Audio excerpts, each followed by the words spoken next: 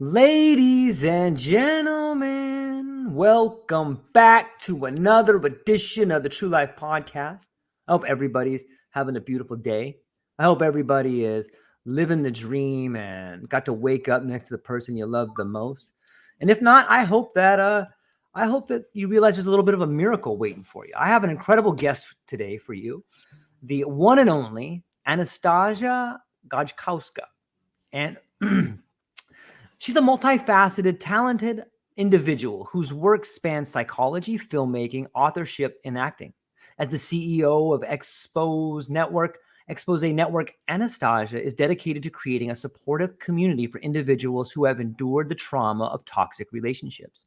Her mission focuses on offering valuable insights into recognizing toxic patterns, setting healthy boundaries, and moving forward from unhealthy dynamics.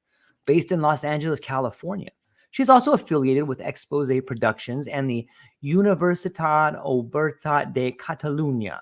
I probably butchered that. I'm sorry. Anastazja is committed to empowering others through her varied roles, underscores her impact as a psychologist, a storyteller, and a documentary filmmaker. She's done a lot of cool stuff. She's got books, documentaries. Ladies and gentlemen, welcome Anastazja. Thank you for being here, Anastazja. How are you?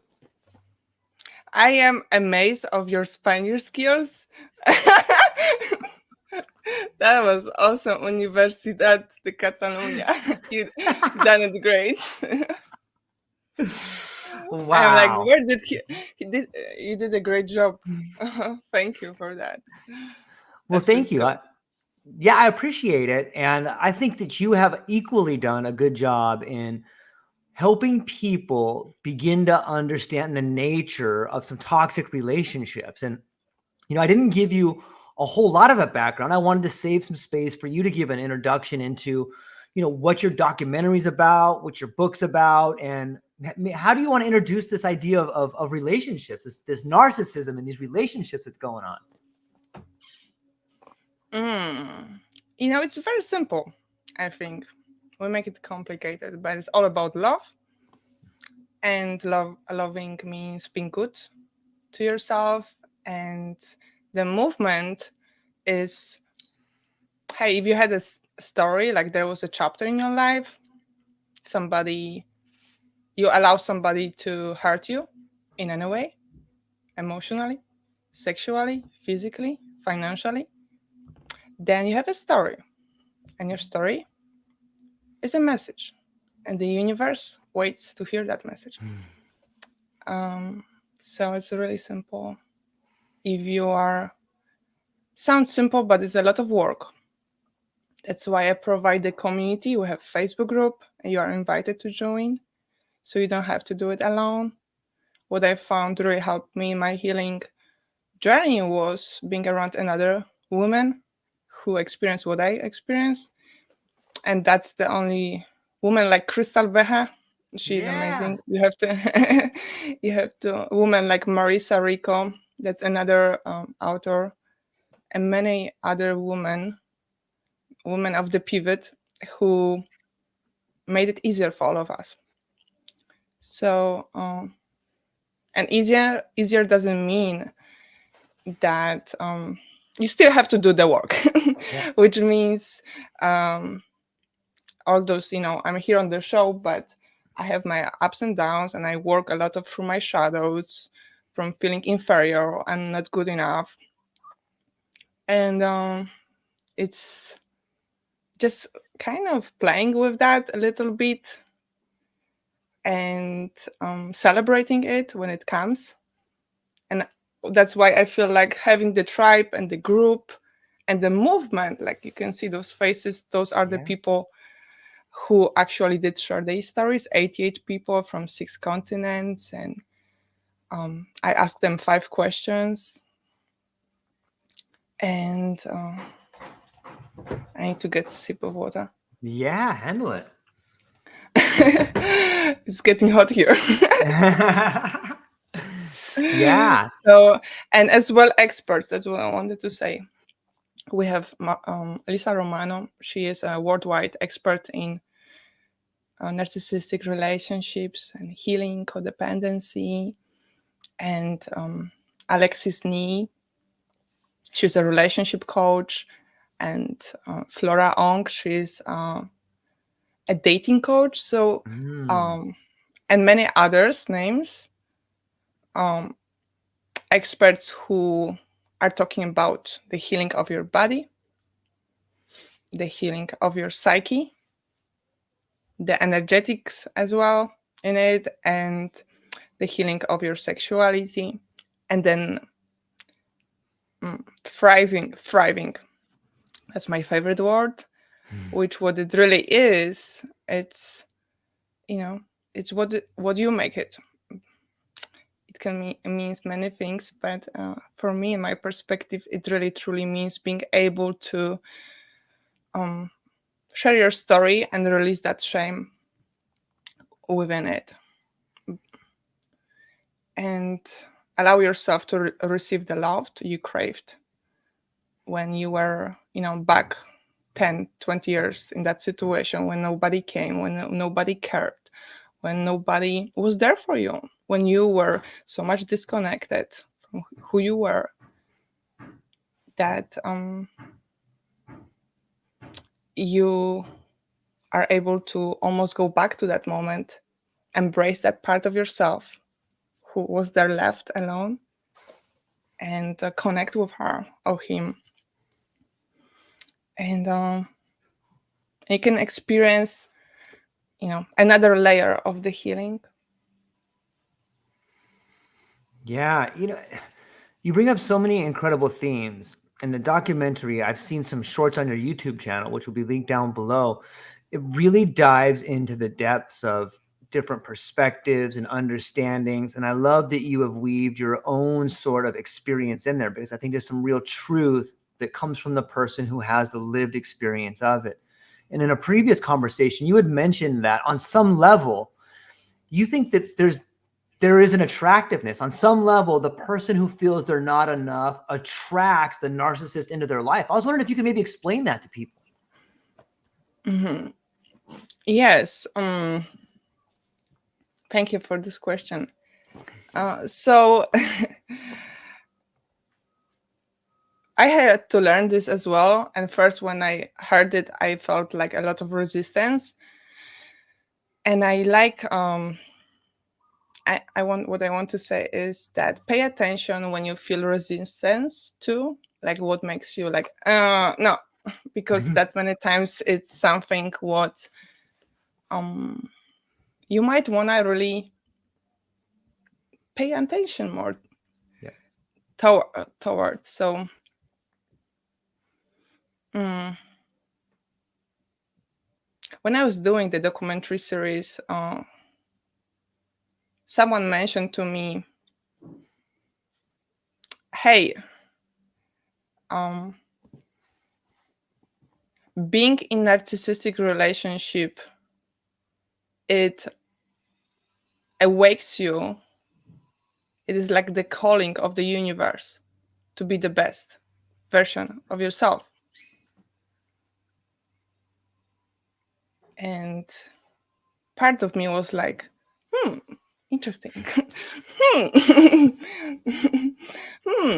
Because if you take, and here I'm getting thirsty again. If you take all that attention on what they did to me, how did they hurt me, what did they did to my child, which is all valid. I don't question that. I don't. But if you take that attention for a minute just to play on yourself, and not to blame yourself, opposite, to kind of own it. Like, how much did I allow them to, to take over my body? How much did I allow them to take over my feelings, my emotions, that actually I allow them? So you have that power. You had that power back then, and you are owning it as you are, looking back.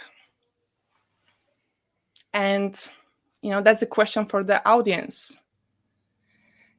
Did she or he had some peace in her or him, which you deeply dream to have?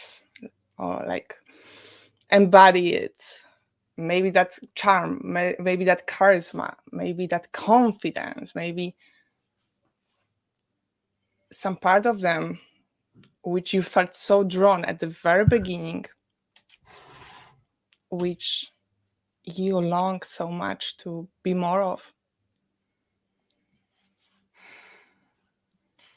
Yeah, it speaks to seeing what you want in yourself and someone else. And like that is so like that's probably the foundation of attraction, is seeing something in someone else, whether it's a dream of what you want to be, or a dream of what you want your child to be, or a dream of a life you want to live. And I think it speaks volumes of who we are by what we see in other people. And it's a difficult situation though, because as the relationship you have talked about in your documentary and the people you interview, like you get a lot of different perspectives on the narcissistic relationship. What was one of the things that you learned by talking to other people, whether it was the dating coach or whether it was a guy in a narcissistic relationship? What are some things that you learned talking to people making this documentary that maybe you didn't know of before? You're such a great in making questions. What's the one thing which I learned? Is Yeah, that what or you there's said? probably many. Yeah.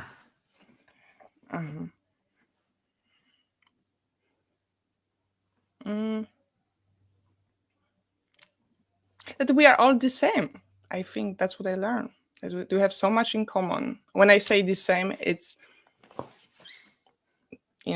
outside we can have a longer hair or, bigger boobs, smaller boobs, whatever it is you Right, want. right, right. But on the inside, we have so many similarities. We want to be loved and we want to give love. And it's, as I really had this reflection today. And it's kind of miracle I can talk today, because yesterday I had eye infection and today my eye is perfect. But I had this reflection this morning that, I would like to actually invite you to go back to the moment when you were a child, to close your eyes if you can for a minute. Take a deep inhale and long exhale. And if you want, you can keep your eyes open or you can keep them closed. I want to invite you back to the moment when you were 2 or 3 years old. If you can go back there, or the earliest memory you had.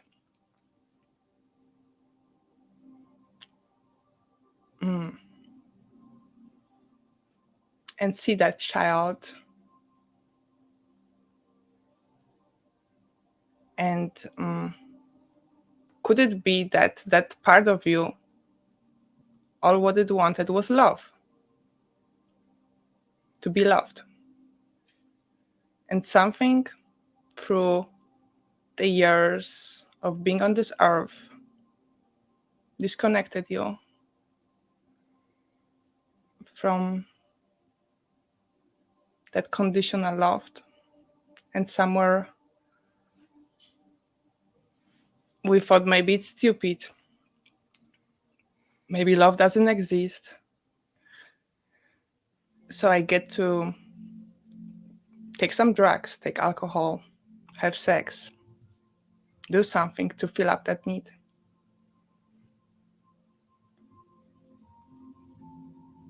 But what if that need is to be connected? And that's where I would like to invite you to see your part as yourself as the part of the earth. And that's the love, the earth. And when we are deeply connected with the earth, which was before we were born and will be after we die, that's when we see ourselves as everyone around us, different parts of us in them.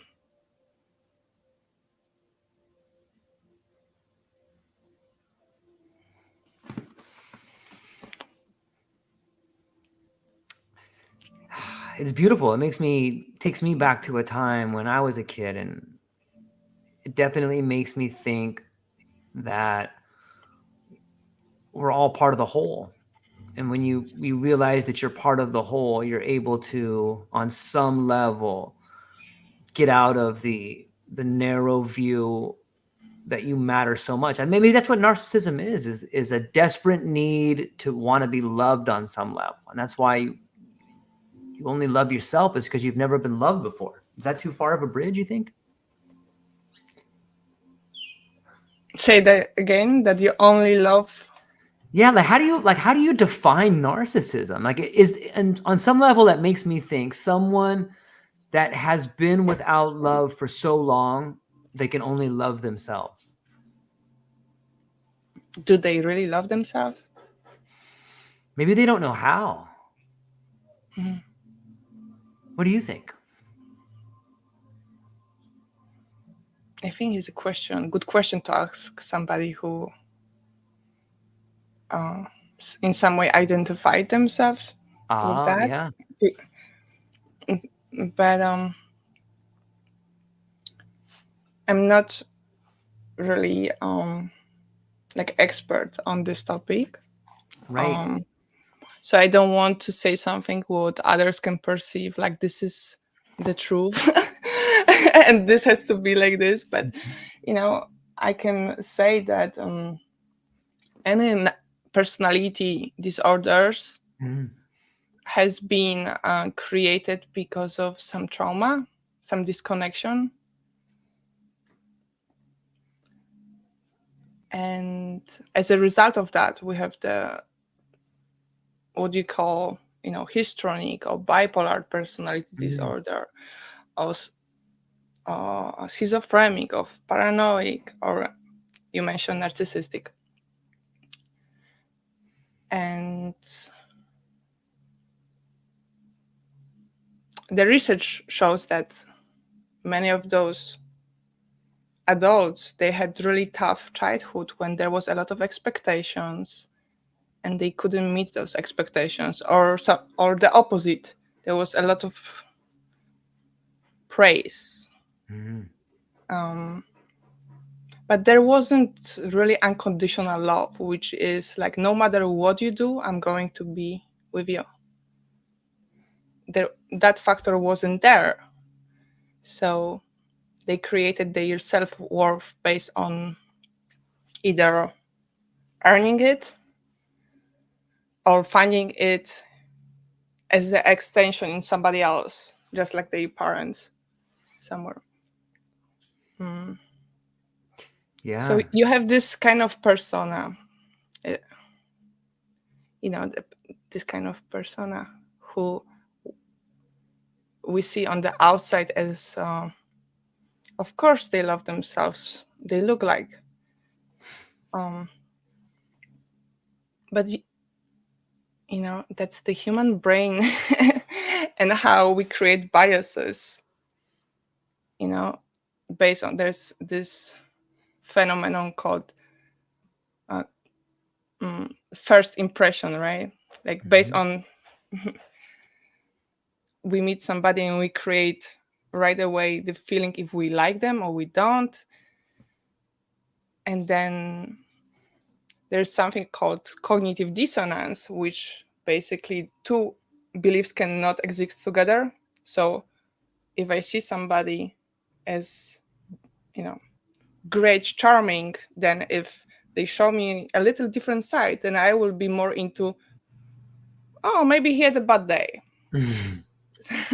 Right. Or she had a bad day. So your question, if somebody who's struggle with maybe being a little more on the narcissistic side, if they love themselves, it's questionable, because we can ask them, but also in my perspective, they never experience unconditional love as a children. So yeah. Yeah, it on some level, like it brings up the I mean, idea.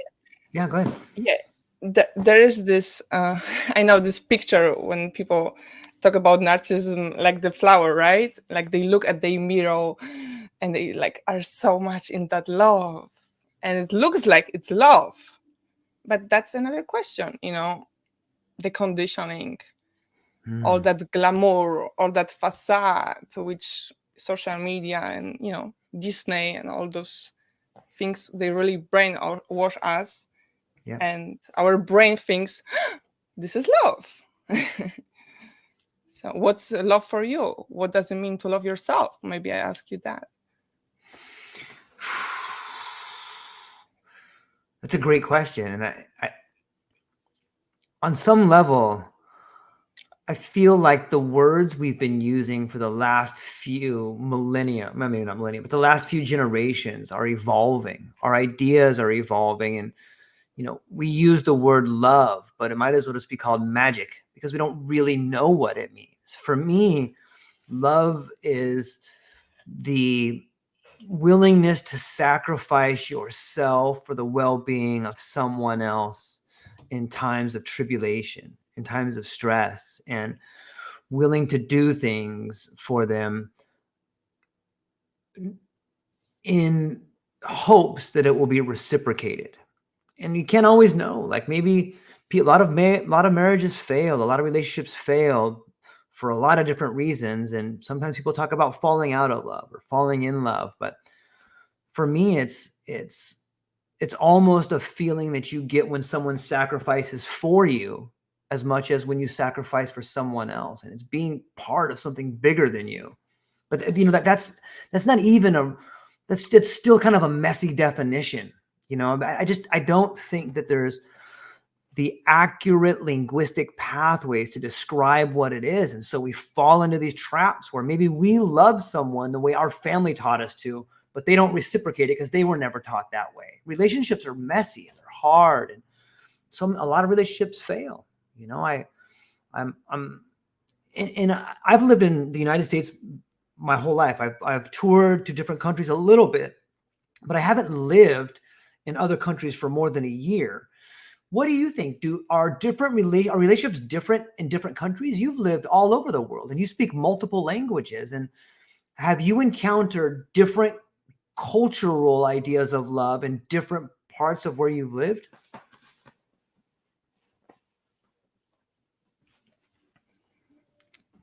No.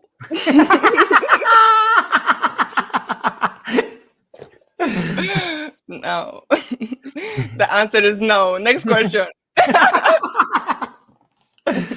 Well, you've interviewed lots of people from different walks of life, right? And what are some?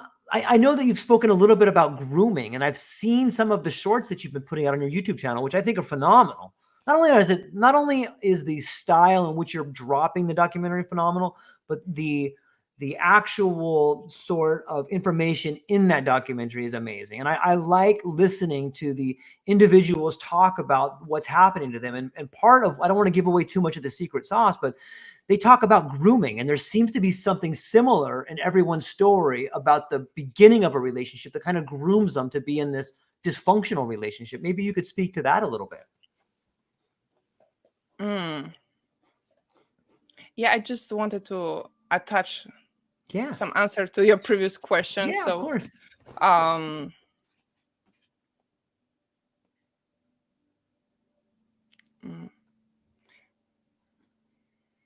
Of course, there are some cultural differences, but just as the core,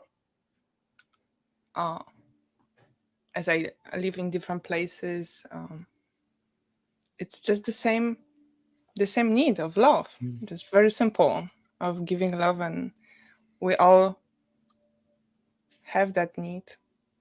Regardless, well, I thought it's about changing the environment, so that's why I went to Spain when I was 19, because I felt like,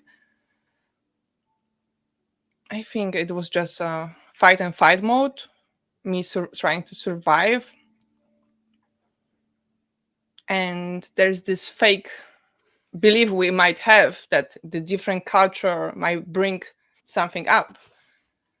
Oh, hello. We have with us I Crystal got and yes, Crystal and Lonnie. welcome. Thank you for chiming in. We love you, ladies. Thank you for doing all that you two do. Yeah, cheers for you both, ladies. Because of you, I can be here. Both of them actually connected me with you, so cheers. Yeah, absolutely. Yeah. If that answered that question, that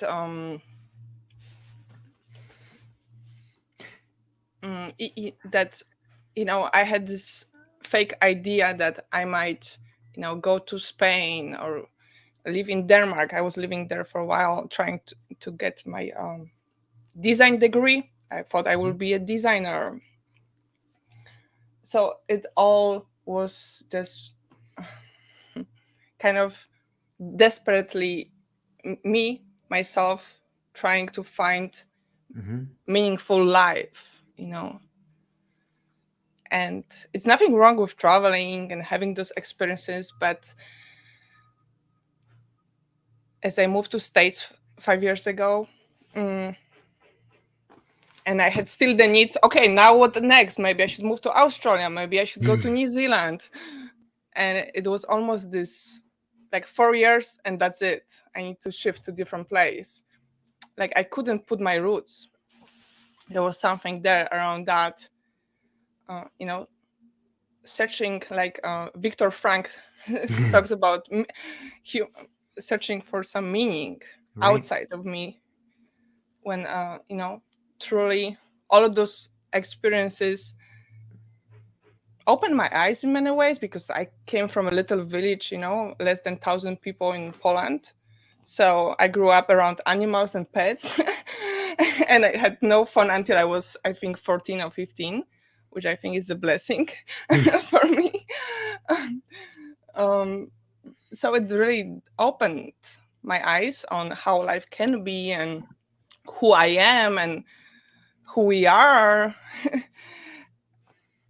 And but under all of that, cultural things and religion, how people express love differently, it's a really simple need of being loved and giving love. So, and about the grooming, you asked me about the grooming. So yes, we have 15 episodes, and each of those episodes focuses on different topic. The first one is around grooming, and where me and those 88 individuals from 6 continents are, some of them had experienced what we call grooming. Oh, Crystal says I always get distracted. I have ADHD. You are my amazing, you are my amazing, beautiful soul sister who is changing the world. Oh, Crystal, thank you. Well, I am you. You are me. So I'm taking you through those 5 stages of grooming in that first episode, which the first one is targeting, the second one is creating, gaining trust and control. The third one is filling up a need, which is like you might need some validation, or you might need friends. If you are in a new country like I was, I just needed a friend. Or you might be out of some really bad divorce or some breakup, and you might just need a soulmate, what they call soulmate. So whatever you crave and you are in this mode of like desperation, that's when the groomer comes and like, that's the stage number 4, which abuse starts. I'm trying to make it more playful, because it really is horrifying when you are inside of it. And I do remember talking, just shortly when I was in the therapy, my therapist made me to see those 5 stages, like how actually groomer targeted me from the very beginning, and I was just one of many. And that really changed my perspective later on trust. But that's, the idea of creating 15 episodes was to really take you through what does it take to heal those different parts. Like if you leave the abusive relationship, there's a part of you who doesn't trust people. So in the episode number 6, we are talking about healing those beliefs and scarves from what happened to your mind. And then episode 7 talks about the healing of your body, how the body keeps the score. Yeah. Yeah. And this is just the first. This is those 15 episodes are just for you to try and taste it and see if it works for you. So I'm not the guru here. I'm just trying to provide some resources which I wish when I was 19, lost on those Barcelona streets, trying to just be nice and good. And I wish I saw this documentary series back then somewhere and to be exposed to it. That's why the title is Expose. And it's just, you cannot really unseen what you saw. It becomes some part of your knows this has a name. This is not me being crazy. This is a gaslighting. So it really, that's my purpose with the documentary series, to educate. And because of people like you and Crystal and so many beautiful women and men, and as well the Barbara Lee I actually opened, me and another person, David English, who is not today with me, we open a non-profit behind it, which the purpose is to support survivors of domestic violence with a therapy and educational videos. So how does it land? You have I think it lands beautiful. I think that there's something to be said, not only for someone who lives through the experience, but finds a way to tell the story. And I think you're an excellent storyteller. When I watch the documentary, when I watch the shorts, not only does your message of overcoming the situation come through, but you talking to other people, like I can see both of you learning at the same time. And I would point that out for anybody who goes and watches the shorts or the documentary. You can see in real time both yourself and the individual with whom you're speaking reliving some situations and learning. And I think that it sort of transcends watching something. Like I feel when I'm watching it, like I'm part of it. Like I really get to feel both of your stories.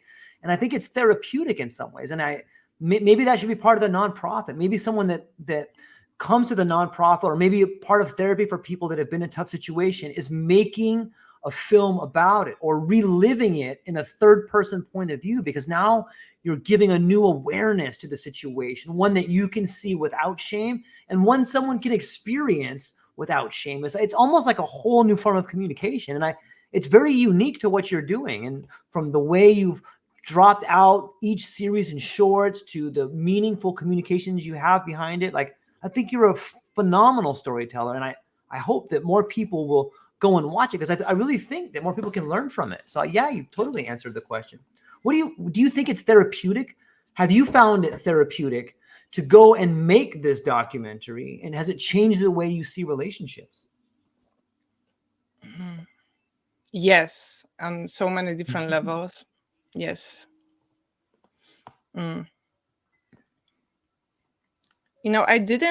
I actually started this documentary for my selfish reason on finding the truth, like how can I heal and be happy after heartbreak, after my heart was broken, even it was abusive, I was in love. Right. I discover that doing it all together, it just brings this like witnessing someone else and seeing, going through what you went through, similar stories, and seeing yourself, it almost, in that story somewhere, it almost allows you to create more space for the compassion. And it is easier for many of us to have compassion for others than to ourselves when you have been through some neglect and your tech giver wasn't able to give you that compassion. Then I say hello, I was there too, and I'm still many times there.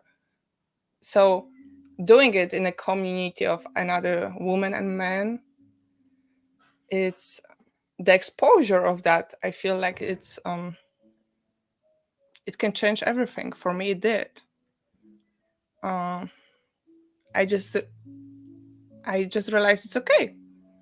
I'm going to leave it. And it's not just me, okay, me listening to these stories.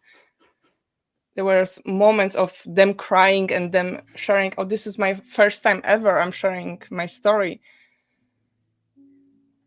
So it was all raw.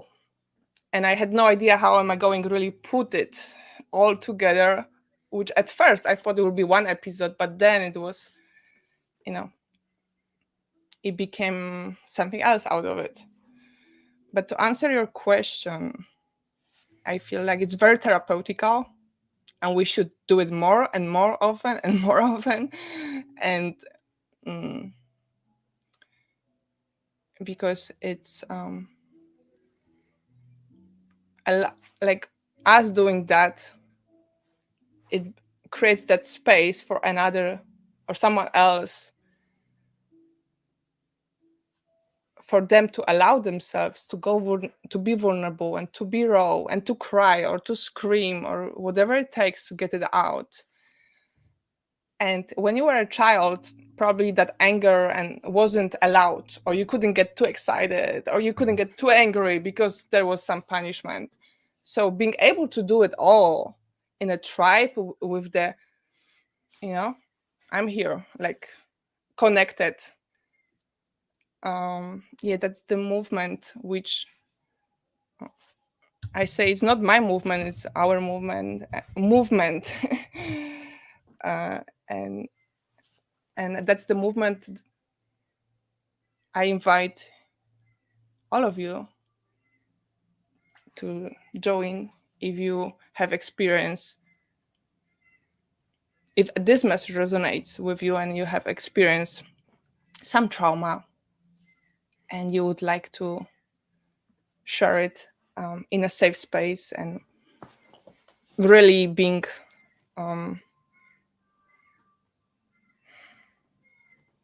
not just celebrated, I'm looking for the right word, but I think you have to experience it when you are really with your tribe. It changes in your brain something. I do think that there's probably some research behind that, because trauma, what it is, it's really it happens when we are isolated. So something happened and there was nobody around us to help us to release it in the moment. So when we are, I almost feel like I had this picture when we come to the tribe and we share our story, we kind of relieve that moment, and now we get to release it because we have the tribe, we have the support. So I do feel that's therapeutical. Yeah, I think so too. Lonnie's got some great points in here. For anybody who Yes. hasn't, for anybody who's not aware of Lonnie Ray, she's like a 25-time best-selling author. She's helped so many incredible people, and she is incredible when it comes to behavior, and she's helped so many people get their stories out. She says that it literally changes the brain. whether you're making something, you're writing something, you're creating a documentary, you're reliving the experience. Was there, it seems to me, one thing that happens when I was talking to some people who have had this trauma, or some people in the documentary, that there's a level of shame. Like, people don't want to tell their story because they're afraid maybe of how people are going to judge them, or maybe they're afraid of how they feel, or they feel shameful for letting it happen to them. How did you overcome that? Was there a period where you're like, I'm not going to tell anybody about this? And how did you go from that period to like, you know what, I'm going to tell everyone about this? I just want to also celebrate Lonnie for being here. And yes, so good you are with us, and thank you for all what you have done. Yes. And all your, actually, it was last week when the Rattle Awake has been, yeah. That's such an accomplishment. Incredible. Oh. So to answer, say again. The idea of abuse, whether it's being in a bad relationship, substance abuse, or physical violence, sometimes things happen. Yeah. Yep. So did I feel shame? Yes. I haven't told my mother or my family what happened until 1 year or 2 years after my therapy, because of the shame. I actually shared my story to strangers because it was easier. And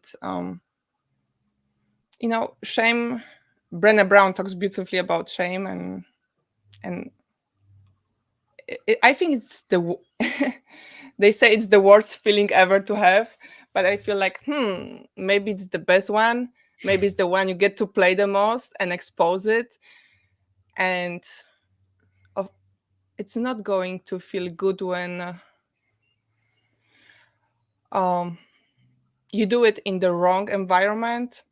So I remember, sharing my story when I was actually in a court in Spain, when I took it to the court, that case, and I was trying to make statements in Spanish to explain what happened. And I do remember the lack of support, like them not really being emotionally or trauma informed or emotionally with me. And I didn't have even translator, so I was really left there with another type of trauma now, because here I was explaining all what happened to me to even more traumatizing environment in front of the court. And it's that's a deep topic. But what we really, I have an offer. What we can do with shame is play. Like, maybe if you don't want to share your story, write it and make a chapter for the next Rattle Awake. Yeah. You don't have to say it loud yet. Or I don't know if that's, there are layers of where how the shame gets to be transmuted. But if you are an artist, make a painting out of it, or somewhere you want to transmute that energy of feeling like what I lastly say, what you don't want is that shame becomes you. Like, I'm bad because this and this. You don't want that. That's the ultimate no. We don't. And I have done it many times, and I still do that, but later on, with a community and support, that's why you don't have to join Expose. You can create your own movement. I really want you to know that it has to happen in community, and you need to have people who are there emotionally for you. So and then you start to, one day you start to have awareness. Like yesterday, I had this awareness. I was with my partner in the kitchen, and I have sometimes this impulse to open some package like very like rapidly. Mm. So he found that package and he's like, oh my god, I can't believe it, you did that. And I feel like I feel so much shame now. And I start to play with it. And we both laugh and like, oh, I love you anyway. Okay.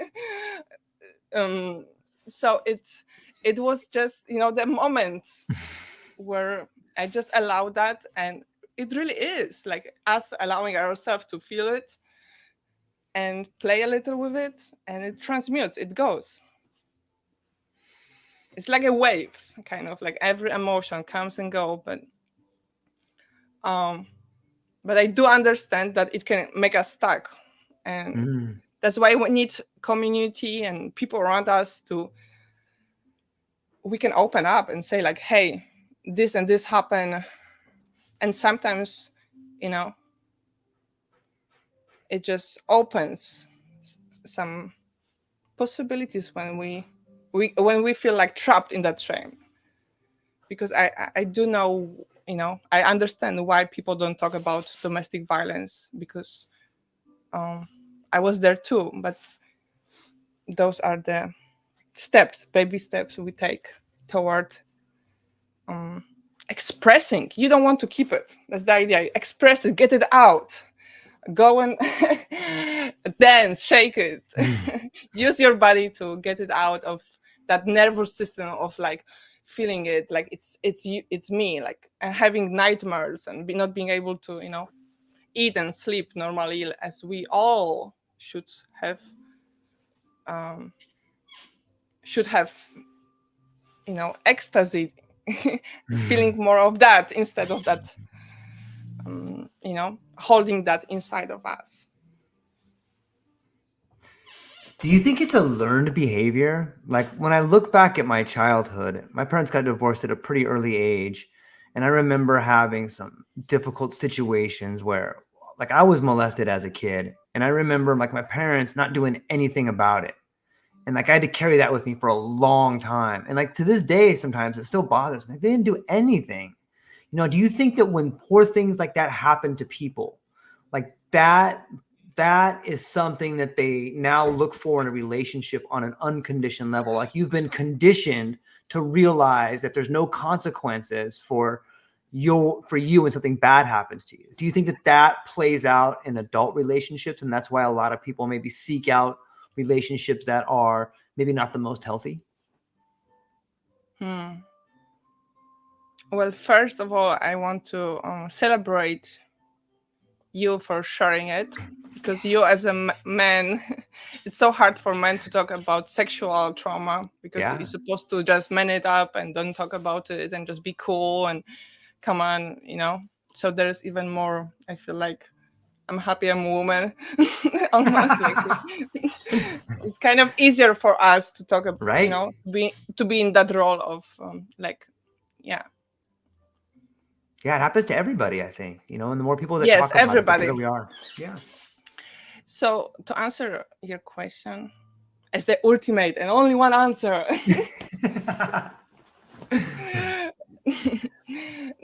in my perspective, is that you know, you as a child saw something and experienced what should never happen, and nobody reacting to that. Um, that probably, you know, that was horrifying. That was horrifying, and that might created this belief, I don't know the English word for it, but basically that this is okay. This is okay for me to be disrespected, for my body to be disrespected, and me telling someone who's supposed to be there and say, no, this has to stop. Get the fuck out of my child. Right. And, you know, what do you need now? How can I, you know, make you feel safe? I'm sorry. The lack of that, you know, as we grow up, can actually, just like you mentioned, make us to be more attracted. Not attracted, I would say, if someone tolerating Yeah. in some way because it feels familiar. It fucking feels familiar somewhere. I almost feel like it just goes back there. Hey, Yeah. I took it as a child. I can take Right. it now as an adult. It makes sense. It feels like home, almost like you know, unconsciously, and it Yep. happens before we even know it. Yeah.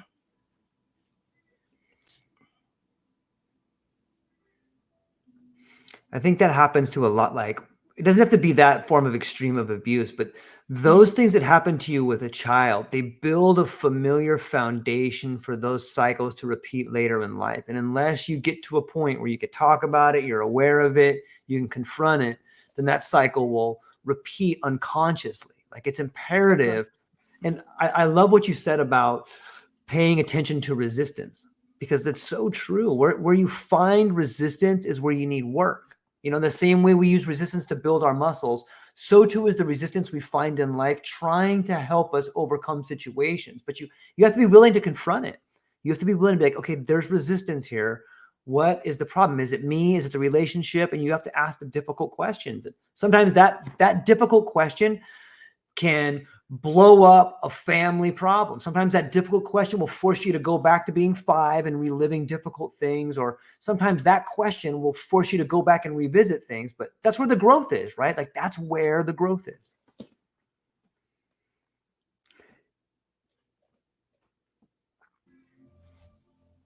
Yeah. Yeah. And as you do that, you will experience, you know, people ask why, like, it almost makes you feel like, oh my God, this is so much work. This is so much work. Like, oh my God, this is so much work. Going to all those moments. But maybe that's why we live so many years on this earth, to Yeah. really release that. You know, you live, you are here. You know, you are here. You get the chance to release that. Yeah. Not just, you know, from the perspective it's for you. It could be really selfish. It doesn't need to be for my children, their children, which of course is going to be. But for me, so I can have a more ecstasy and more joy and more, you know, all that, what's behind the shame, what's under the Yeah. anger, what's under the Yep. rage, what's under the hate. It's all welcome, and it's all has, you know, it will come up like a storm. and and now you are adult, you have the tools, or if you don't have the tools, you can learn them. And even if you fail, oh my God, I just, you know, got triggered and I didn't even realize all the years of therapy for nothing. It's still, you know, you just, you take it all, you just take it all and allow yourself for, you know, for any errors, mistakes. And I had to learn that really too. It's okay to make mistakes. And I feel like it's all almost was, you know, a year ago, I was trying to release this documentary series, and I trusted the wrong person with it, and it failed. And I had such a big, like, heartbroken. My heart was for, like, I wasn't on online anything for 12 months. I was grieving, I was crying. I was like, fuck, this is horrible. Like, I work on this, you know, for the 4 years, and this is not just my story. This is those 88 people. And then and then and then I realized I had some, you know, expectation how things should be in life. Like, I thought I could control. Right. Right. And that surrender of, like, you know, just I wish I could be more playful back then and just having more fun when things weren't going good, and just taking extra vacation and just having more enjoyment. But also feeling all of that, you know, it's necessary because it just was coming up, some parts of me, of that, you know, child who thought um, she could somewhere control everything around her, which, as we get older, it's really the balance between that surrendering and knowing that you are in the perfect time, in the perfect place, with the perfect people around you. And here I see Crystal saying it was heartbreaking. So proud of you for sharing about this. So yeah, I think that's why we need each other, because just so we can remind each other, that grounds you. I feel almost like sharing your story in a tribe and doing what we are doing today, it grounds you in some way. Yeah. And then we have Lani saying, oh, go ahead. Yeah, I think that having the courage to say things out loud calls the people to you that can help, right? Because you're sharing your story. And when you do that, you're kind of declaring to the world, like, this happened to me. And only when you say it out loud can you be given the answers. Like, if you want an answer, you got to ask a question, right? And sometimes you have to vocalize that question, but you have to get through the difficult parts. And that's why I think the documentary is so great at achieving the goal of releasing shame from poor relationships. It's a real factor in helping people come to terms with, hey, I'm not perfect, and nobody is, but we have this unrealistic expectation that we should be. Mm-hmm. Yeah, that we should be. Where do you think that comes from? And Like, why now do we have that? I like how you are intense. I should make more push-ups before this interview. Right? Well, conditioning, the whole, we came to this world as we came from the womb of our mother. We kind of had to agree for many things which nobody asked us for. We agreed to believe certain religion, nationality, and things which we didn't choose.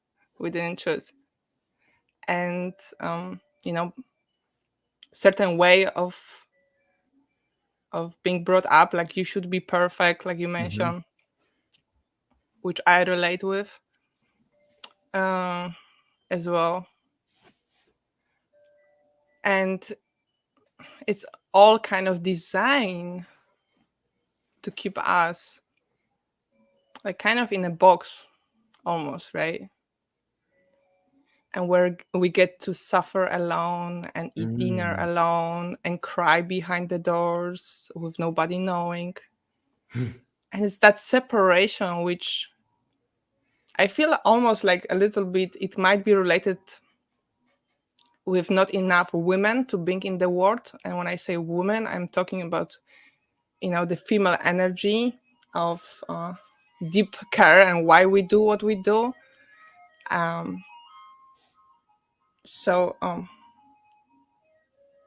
just heard ice. I have here every hour, almost Ice every cream hour, truck. Ice cream truck. And Makes me I'm like, hungry. ice cream time. Wait.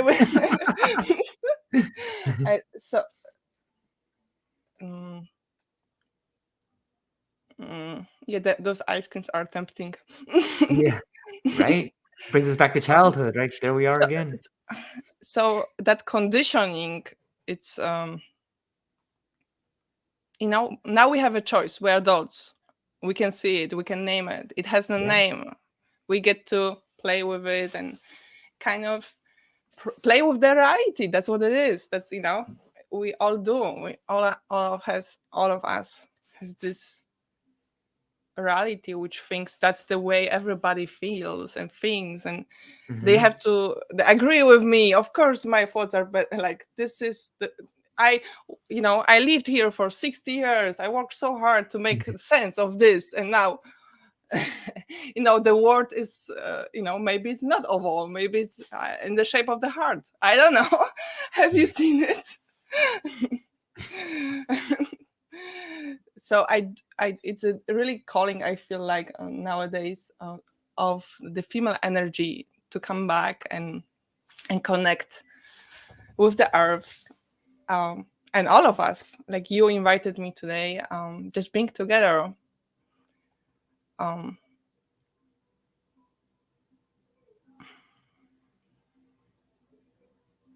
and I feel like that's breaking the conditioning, of me, like I should be perfect, all those kind of beliefs which are designed to keep us certain way. So I believe we are supernatural human beings. Like I believe we were created to be heroes and goddesses and goddess, and like, all of the trauma and sabotage, it just kind of steals away our natural light. When you look at the children, they are like naturally smiling, and you feel like, oh my god, Yeah. I like it feels so beautiful to just look at the child. And we, once in our life, we all were there in such an ecstasy and love. And this, I don't have a children myself, but anytime I see children, I'm like almost jealous of this like ability to just express themselves without anybody, excuse me, giving a fuck. You just can, that's why I feel it is important for us to do those exercises. Either it's sharing your story or make a tantrum in your house in a safe environment, like, express that anger and just, when was the last time you gave a tantrum yourself? Like, get the pillows and just get it out. Like, I do that many times, actually, when I feel like that's what I need. And I think we all should find those ways to circulate the energy, so it doesn't have to keep us, like stuck and kind of zombie mode. And what's next? What's what's what's the next thing somebody else wants? Now it's like it becomes like, what do I want? What do I want to do with my time? And it's just, you become this that's what I call superheroes, which we all truly, I believe we all are. Oh yeah, did I switch on something? I I don't think I think did. so. Did you? Oh no, no. Oh, I had another. Sorry, I clicked it, and I had Oh, actually, I had I was, yeah, I had a trailer of expose. It was coming up, but I can put the link later on for those who would like to see it. So I hope yeah. that answer your question somewhere. Yeah, of That course. I just wanted to say that I'm also writing a book, actually, A Woman Way to Heal, and I'm sharing there more about, what I today shared a little bit about. I'm going deeper there, for those who would like to, or just are curious, to get to know me more and what I'm doing in the world. Here I got shy a little bit, Yeah, but that's what? okay. No, it's beautiful. I think that I think everybody watching should, if they find themselves curious about relationships or generational trauma or just becoming a better version of themselves, they should definitely go to the links below and check out the YouTube channel, check out your book, definitely check out the documentary. I think you've done an incredible job on it, and we forgot to, you've done so much of the editing yourself with your own tools, and I think that it really expresses a angle of life that not a whole lot of people get to see. And you do it through 88 stories, and you have all these really cool individual people from different walks of life sharing their experience, which I think brings the whole documentary to life. And where can people go and find it? Maybe you can tell us a little bit about where they can find it, what you got coming up, and what you're excited about. So I would like to be on Oprah show talking about. Yeah.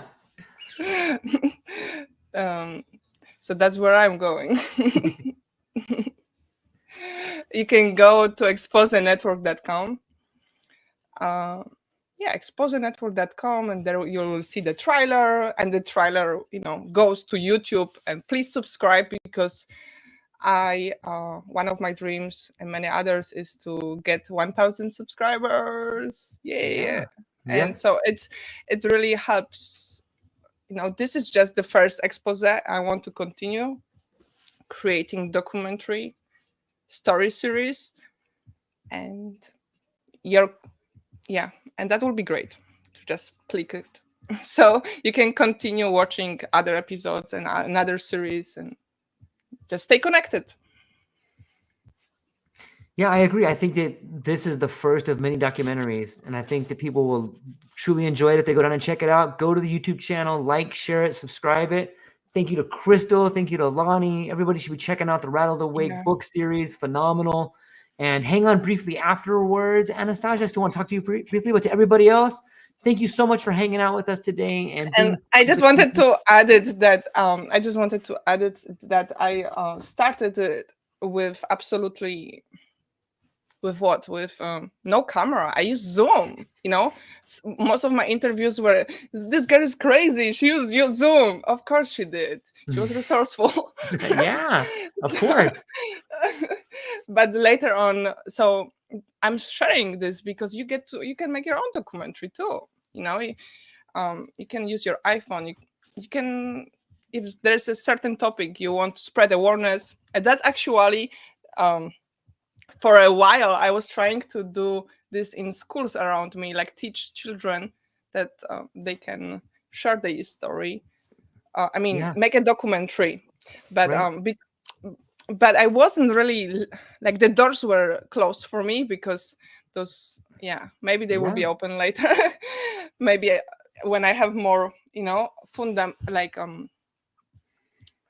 public schools are maybe more open for some different things. I don't know for what. This kind of is unconventional way of, I feel like, helping children to express themselves. So in one point, I really want to go back to schools and do those workshops and show them how they can make their own documentary. So that's another thing which I would love to do at one point. Yeah. Kudos to your documentary. Okay. Thank you. Yeah. I think you're doing it. The tools are out there. It's nice to have an incredible team of people behind you doing editing. It's nice to have a team of people behind you that are producing and promoting. But there's something that's even more incredible about the authentic nature of someone trying to make a difference. And I think that is what separates your documentary. And so many people that I talk to is that these are individuals on the front line without a budget making their own message. And I think that is not only inspiring, but it's powerful, and it's authenticity. Authenticity is vastly more important than a big budget. Big budgets are nice, but anybody can do it with a big budget. Try doing it by yourself. Try creating a team around you. And I'm proud of you for that. I think that's why your documentary stands out. Is like, you built this thing and people come to it. Like, you shine this light and people are moving towards it. It would be nice to go have a multi-million-dollar education. It would be nice to have all that, but you can do it without it. And I want to encourage people to follow your light and do that. Like, it's beautiful, and that's what makes it beautiful. So thank you for having the courage to do it. My pleasure. And more to come. To come. Absolutely. Thank you for ability. For the time and space you gave me today, and so much kudos to you. And I'm looking forward to supporting each other in the future. Of course. Thank you all for listening and for your generosity. Yeah. Ladies and gentlemen, that's all we got for today. I hope you have a beautiful day. Aloha. Aloha.